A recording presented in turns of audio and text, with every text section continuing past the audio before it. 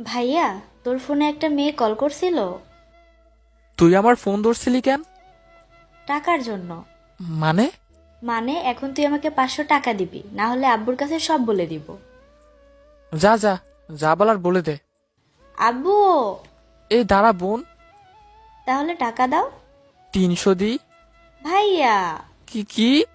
তুমি এত ক্ষিপ্টা কেন? নিজের বোনকেই তো দিচ্ছ, তাই না? ওরে আমার আদরি রে। মানসুরাকে টাকা দিয়ে বাসা থেকে বের হচ্ছি, এমন সময় মোনালিসা ফোন দিয়ে বলে উঠলো, রিফাত, তোমার বোন এমন কেন? আমি অবাক হয়ে বললাম, কেমন?" সরকার গরিবের ব্যবসাতেও ট্যাক্স বসায় আর তোমার বোন আমাদের প্রেমে। আমি পুনরায় অবাক হলাম। মনসুরা বলছে প্রেম করতে হলে প্রতি মাসে তাকে 22,000 টাকা করে ভ্যাট দিতে হবে। আমার বোন মানসুরা অত্যন্ত ভালো একটি মেয়ে। তাকে আমি কোনোদিনও কোনো ছেলের সাথে কথা বলতে দেখিনি। তার লেখাপড়া আর টিউশনি ফিস সব আমরাই দিই। কিন্তু ও অতিরিক্ত এত টাকা দিয়ে কি করে?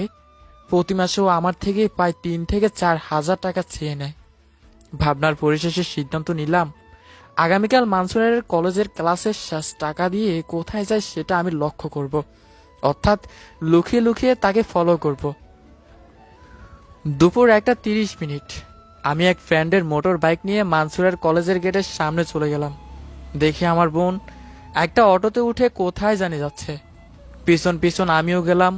কিছুক্ষণ যাওয়ার পর দেখলাম মানসুরা অটো থেকে নেমে একটা স্কুল গেটের ভিতরে ঢুকলো। 10 মিনিট পর সেই স্কুল গেট থেকে বের হয়ে 8 থেকে 9 বছর বয়সী দুইটা পিচ্ছি মানসুরাকে বিদায় জানাচ্ছে। তারা দুজনেই আমার বোনটিকে জড়িয়ে ধরেছিল। মানসুরা চলে যাওয়ার পর আমি তড়িঘড়ি করে পিছে দুটির সামনে গেলাম।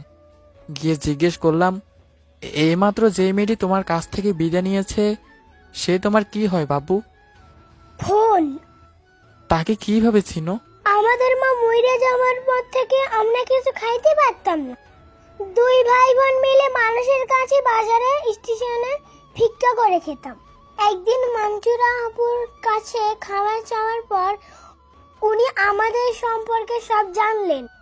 এবার এই স্কুলে হাতে দেখিয়ে ভর্তি করে দিলেন। এখন আমরা এই স্কুলের হোস্টেলে থেকে পড়াশোনা করি। মঞ্জুরা আপু প্রতি মাসে এসে আমাদেরকে আদর করে, স্কুলের বেতন আর খাবার টাকা দিয়ে দেয়। এই আপু আমাদের মা বাবা, আমাদের সব। কিন্তু আপনাকে আমি তোমাদের এই আপুটির হতভাগা ভাই। বাসে এসে মনসুরাকে ডাক দিলাম, মানসুরা, বলো ভাইয়া।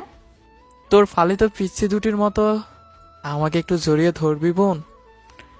আমার চোখের জল আর আমার বোনের মুখে অস্তিত্ব মৃদু হাসি, এরই নাম মায়ের জাতি। সো গল্পটি অবশ্যই শেয়ার করবেন। আজকের গল্পটি এ পর্যন্তই। আমাদের সাথে থাকার জন্য অসংখ্য ধন্যবাদ। আল্লাহ হাফেজ।